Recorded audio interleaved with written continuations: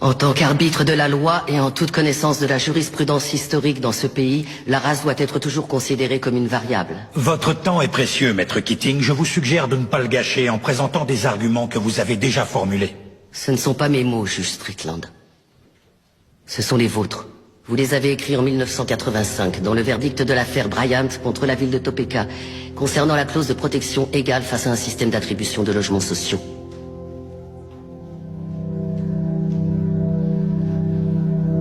Le racisme fait partie de l'ADN des États-Unis d'Amérique.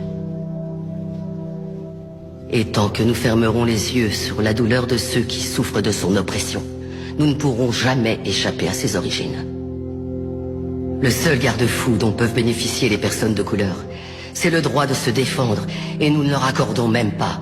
Ce qui veut dire que la promesse de l'égalité des droits n'a jamais été remplie. En raison de l'échec de notre système judiciaire et de notre défense publique en particulier, l'époque de la ségrégation n'est toujours pas derrière nous. L'époque où les lois ont rendu illégal que les noirs et les blancs soient enterrés dans le même cimetière, où on catégorisait les gens en carterons ou en octavons, où on punissait un noir parce qu'il avait demandé des soins médicaux dans un hôpital pour blancs. Certains prétendent que l'esclavage est révolu.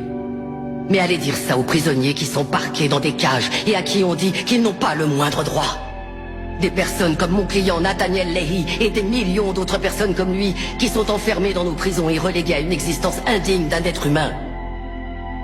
Il n'y a aucune alternative à la justice dans cette affaire.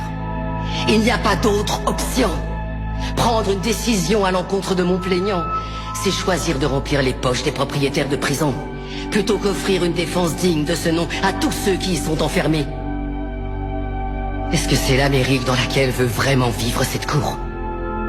Un pays où l'argent a plus d'importance que l'humanité? Où la criminalité est confondue avec les troubles mentaux?